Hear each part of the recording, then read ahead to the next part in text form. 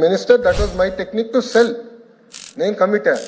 దాని తర్వాత last Davos లో ఫాలో అప్ మీటింగ్ వెళ్ళినప్పుడు ఆయన అడిగారు, మా ఎంప్లాయీస్ లో ఈ 4-5 రిజర్వేషన్స్ ఉంది, ట్రాన్స్పోర్టేషన్, మనకి రెంటల్ అకామిడేషన్, హోటల్, మన ఇది హాస్పిటల్స్, ఈ ఎకో సిస్టమ్ మీరు ఎట్లా బిల్డ్ చేస్తున్నారు? ఎందుకంటే మా ఎంప్లాయీస్ కి ఈ పొటెన్షియల్ ఎంప్లాయీస్ కి ఈ కన్స్ట్రెంట్స్ ఉన్నాయంటున్నారు. మీ ప్లాన్ ఏంటి? స్కూల్స్ ఏం చేయబోతున్నారు? ఈ ఎకో సిస్టమ్లో మీరు ఎట్లా బిల్డ్ చేయబోతున్నారు అని మనం తిప్పి వాళ్ళు మమ్మల్ని అడిగారు.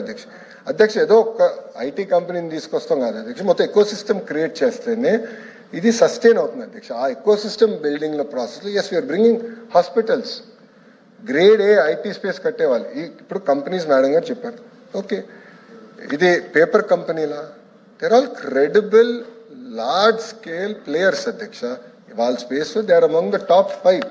ఇంకా తీసుకురావాలి అధ్యక్ష. విశాఖపట్నంలో ఒక వైబ్రెంట్ ఎకో సిస్టమ్ క్రియేట్ చేయాలంటే తప్పనిసరిగా ఇలాంటి కంపెనీస్ తీసుకురావాల్సిన అవసరం ఉంది. చాలా ఫోకస్డ్గా చేయాల్సిన అవసరం ఉంది అధ్యక్ష. ఎందుకంటే 5 సంవత్సరాలు మనం ఇప్పటికీ చాలా నష్టపోయి ఉన్నాం. ఈ 18 నెలల్లో ఎవరు ఊహించిన విధంగా ఇంత పెద్ద పెద్ద పరిశ్రమలు తీసుకొచ్చారు అధ్యక్ష. మీరు ఒకసారి చూడండి అధ్యక్ష, ఈ 5 కంపెనీల్లో మీరు చూస్తే అధ్యక్ష, ఈ 99 పైసలకి ఇచ్చిన దానికి సుమారుగా 65,000 మందికి ఒక ఐటీ రంగంలోనే మేము ఉద్యోగాలు కల్పించబోతున్నాం అధ్యక్ష. 65,000 మందికి అధ్యక్ష. 5 కంపెనీలు అధ్యక్ష, 5 కంపెనీస్. ఆ లక్ష్యం 5 లక్షల ఉద్యోగాలు. ఒక ఐటీ రంగంలో 5 లక్షల ఉద్యోగాలు ఒక విశాఖపట్నంలో కల్పించాలనేది, అది కూడా 2029 లోపల కల్పించే లక్ష్యంతో మేము అందరం పనిచేస్తున్నాం అధ్యక్ష. 18 నెలలైంది, 19 నెలలైంది ప్రభుత్వ అధికారంలోకి వచ్చి. మేము అధ్యక్ష ప్రశ్న అడిగారు, ప్రశ్న సమాధానం చెప్పాలి అధ్యక్ష. వినేదానికి సిద్ధంగా లేకపోతే నేను కూర్చుంటాను అధ్యక్ష.